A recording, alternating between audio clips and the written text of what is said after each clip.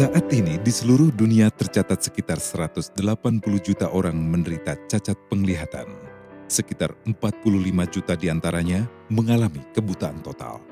Setiap detiknya bertambah satu penduduk dunia yang mengalami kebutaan. Yang memprihatinkan, banyak dari penderita kebutaan itu yang berasal dari negara-negara berkembang.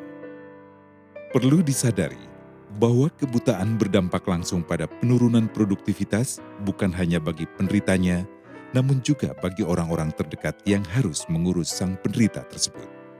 Di Indonesia sendiri, penderita penyakit kebutaan mencapai lebih dari 2 juta orang pada tahun 2011, atau sekitar 1,5% dari jumlah seluruh penderita kebutaan di dunia.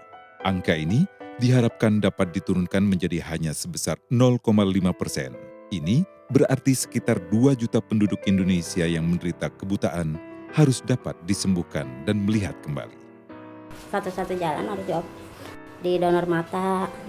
Saya bilang ya udah deh, saya mah apa baiknya dokter aja, saya bilang gitu. Kayaknya gede banget nih, kita punya harapan gede. Wah, berarti ada jalan keluarnya. Sebenarnya, sekitar 10% dari seluruh jumlah kasus kebutaan dapat disembuhkan melalui prosedur transplantasi kornea mata. Prosedur transplantasi kornea mata telah dikenal sejak tahun 1789 dan telah melalui perkembangan medis yang pesat. Prosedur transplantasi kornea mata pertama sukses dilakukan pada tahun 1955. Di Indonesia sendiri, prosedur pencangkokan kornea mata melalui dikenal pada tahun 1967. Ditandai dengan operasi transplantasi kornea pertama yang dilakukan oleh Dr. Ishak Salim dengan kornea mata sumbangan dari Bank Mata Internasional Sri Lanka.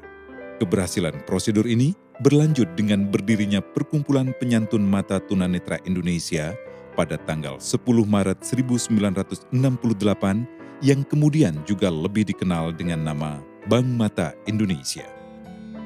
Bank Mata Indonesia didirikan dengan dua tujuan utama, yaitu untuk mencegah kebutaan dan mengusahakan pemulihan penglihatan tunanetra melalui pencangkokan kornea. Perlu diketahui bahwa prosedur transplantasi kornea mata tidaklah serumit atau seseram yang dibayangkan banyak orang. Proses pengambilan bola mata dari donor dilakukan antara 2-5 jam setelah donor dinyatakan meninggal dan hanya memakan waktu selama 5-10 menit. Proses pengambilan bola mata ini tidak akan merubah paras wajah donor karena rongga mata yang telah diambil matanya kemudian diisi kapas dan dijahit rapat sehingga paras wajah donor kembali tampak normal. Yang kemudian ditransplantasikan ke resipien hanyalah berupa selaput kornea saja yang tebalnya hanya seperti kulit bawang. Pada saat ayah saya diambil kornea matanya, itu yang diambil dengan teknologi yang sangat canggih. Lapisannya itu diambil, ya kemudian diambilnya tidak secara utuh. Jadi pada saat beliau dikafani itu dalam keadaan terjahit, jadi tidak kelihatan mata itu bolong. Jadi seperti tidur. Wildan seneng nggak kalau nanti Mau nggak matanya diobatin? Mau nggak? Senang nggak? Seneng. Dia bisa sembuh ya? Jumlah donor mata di Indonesia saat ini mencapai sekitar 13.000 orang, jauh lebih rendah dibandingkan jumlah penderita kebutaan yang lebih dari 2 juta orang. Saat ini, sekitar 90% dari seluruh operasi transplantasi kornea yang dilakukan di Indonesia disumbang oleh donor dari luar negeri, sementara donor yang berasal dari dalam negeri hanya sekitar 10%. Proses transplantasi kornea juga membutuhkan dokter spesialis ahli bedah mata yang di Indonesia sendiri termasuk bidang kedokteran yang cukup langka. Prosedur pencangkokan kornea mata juga membutuhkan peralatan khusus yang harganya mahal. Selain itu, kemampuan ekonomi para penerima manfaat transplantasi kornea mata juga kebanyakan berada di bawah rata-rata sehingga kerap menjadi kendala. Walaupun bersifat donasi, prosedur transplantasi mata tetap membutuhkan berbagai biaya seperti biaya administratif, pengeluaran listrik, perlengkapan medis, biaya uji kelayakan kornea, biaya transportasi, tenaga kerja, biaya pemrosesan jaringan yang terbuang, dan lain-lain. Belum lagi dengan masalah adanya perbedaan pendapat dari sisi agama mengenai boleh atau tidaknya prosedur transplantasi organ dari jenazah. Untuk mengatasi tantangan-tantangan tersebut, peran dan kerjasama dari semua pihak sangatlah dibutuhkan. Pemerintah memegang peranan yang besar dan sangat penting. Regulasi pemerintah atau perlindungan hukum atas prosedur transplantasi kornea beserta institusi-institusi yang mempromosikannya sangatlah diperlukan. Bank Mata sendiri telah mengajukan rancangan peraturan pemerintah Republik Indonesia tentang transplantasi organ, jaringan, dan sel di tahun 2010.